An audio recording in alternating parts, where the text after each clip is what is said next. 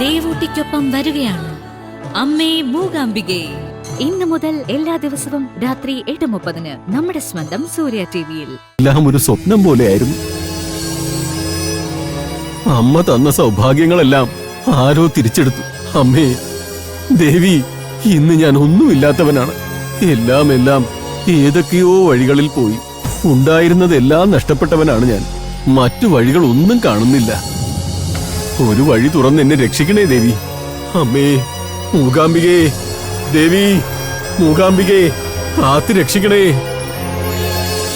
അമ്മേ ദേവി, അമ്മേ അമ്മേ, ഈ അടിയനെ കാത്തോളേ. അമ്മേ അമ്മേ ദേവി, അമ്മേ ദേവി.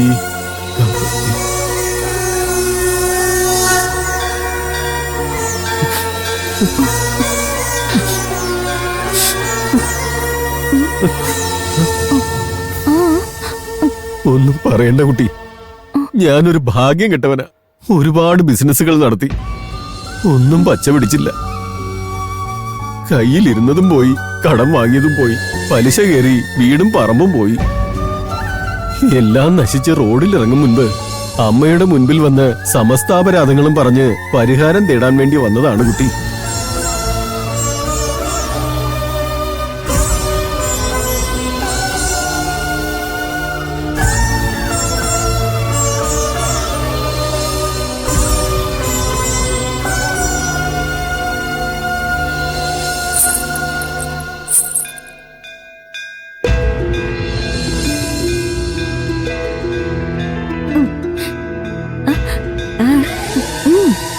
കുട്ടി എഴുതിയത് എന്താണെന്ന് എനിക്ക് അങ്ങോട്ട് വ്യക്തമാവുന്നില്ലല്ലോ.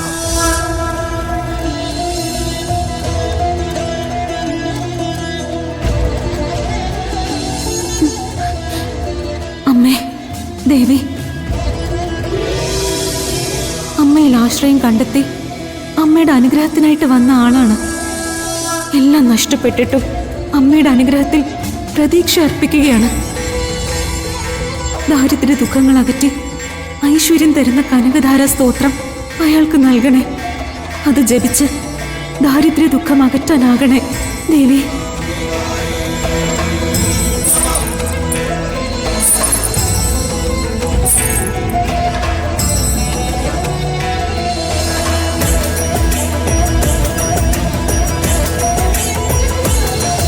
ദേവുട്ടി,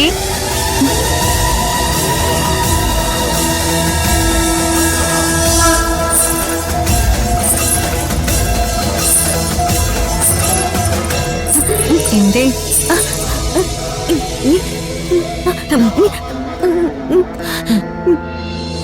ഇദ്ദേഹം വിഷമിച്ചിരിക്കുകയാണ് അല്ലേ? എന്താണാവോ വിഷമം? എല്ലാ വിധത്തിലും തകർന്നൊരു മനുഷ്യനാണ് ഞാൻ. പണമില്ല, മനസമാധാനമില്ല, ജീവിക്കാനുള്ള ആശ തന്നെയില്ല. ഈ കുട്ടി ഏതോ ഒരു സ്തോത്രത്തിന്റെ കഥ പറയുന്നുണ്ടായിരുന്നു. കുട്ടിക്കാണെങ്കിൽ ശബ്ദമില്ല. കുട്ടിയുടെ ആംഗ്യം എനിക്കൊട്ടും മനസ്സിലാവുന്നില്ല.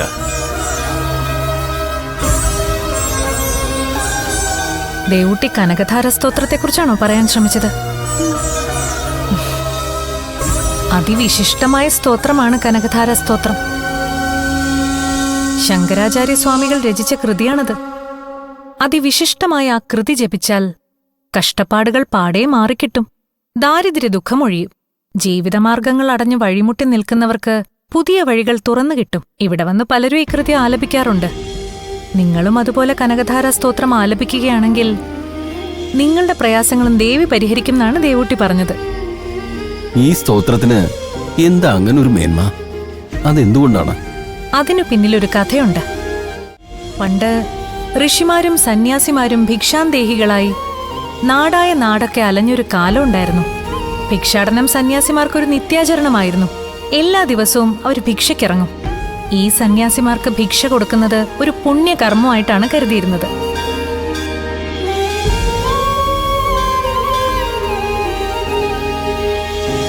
പറഞ്ഞ ഋഷിമാരെ പോലെ സന്യാസ ദീക്ഷയെടുത്ത് നാടാകെ സഞ്ചരിച്ച ശങ്കരാചാര്യ സ്വാമികളും ഭിക്ഷാടനം നടത്തിയിരുന്നു. ഒരു ദിവസം ആചാര്യസ്വാമികൾ ഭിക്ഷ ചോദിച്ചു ചെന്നത് ഒരു ദരിദ്രഗൃഹത്തിലായിരുന്നു.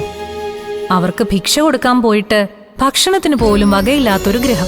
എന്നിട്ട് മുറ്റത്ത് വന്നത് ചെറിയ ആളല്ലല്ലോ, മഹാഗുരു, പണ്ഡിതൻ. വീട്ടിലുണ്ടായിരുന്ന ഗൃഹനാഥ ആകെ വിഷമത്തിലായി. ആചാര്യസ്വാമികൾക്ക് ഒന്നും ഭിക്ഷ കൊടുക്കാതെ വിടാനാവില്ലെന്ന് അവരുറപ്പിച്ചു. അവര് വീടാകെ അരിച്ചുപറക്കി. എന്നിട്ട് എന്തെങ്കിലും കിട്ടിയോ? കിട്ടി. ഉണങ്ങിയൊരു നെല്ലിക്ക. അവരത് ഭിക്ഷയായി കൊടുത്തു. ഒരു ഉണക്ക നെല്ലിക്ക കൊണ്ട് എന്താവാനാ? അതെ, ഒരു ഉണക്ക നെല്ലിക്ക കൊണ്ട് ഒന്നും ആവില്ല. പക്ഷേ ആചാര്യരെ വെറും കൈയോടെ തിരിച്ചയച്ചില്ലല്ലോ എന്ന ആശ്വാസം അവർക്ക്. എന്നിട്ട് ആ വീട്ടിലെ ദാരിദ്ര്യം തിരിച്ചറിഞ്ഞ ആചാര്യസ്വാമികളുടെ മനസ്സലിഞ്ഞു.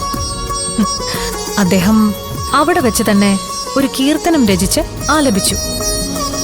അതാണ് ഈ കനകധാരാ സ്തോത്രം. സ്വാമികൾ ആ കീർത്തനം പാടിയപ്പോ എന്തെങ്കിലും സംഭവിച്ചോ? കനകധാരാ സ്തോത്രം ചൊല്ലി മുത്തശ്ശി കൊടുത്ത നെല്ലിക്കയുമായി സ്വാമികൾ മടങ്ങി. പക്ഷേ കനകധാരാ സ്തോത്രം ആലപിച്ചു കഴിഞ്ഞ ആ നിമിഷം ആ ദരിദ്രഗ്രഹത്തിന്റെ മുറ്റത്താകമാനം സ്വർണ്ണ നെല്ലിക്കകൾ പൊഴിഞ്ഞു വീണു.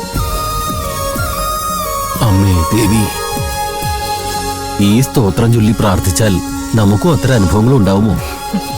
ശുഭകരമായത് സംഭവിക്കുക തന്നെ ചെയ്യും. എങ്കിൽ എനിക്കതൊന്ന് പറഞ്ഞു തരാമോ? പറഞ്ഞുതരാം. അംഗം ഹരേ പുളകഭൂഷണമാശ്രയന്തി. അംഗം ഹരേ പുളകഭൂഷണമാശ്രയന്തി.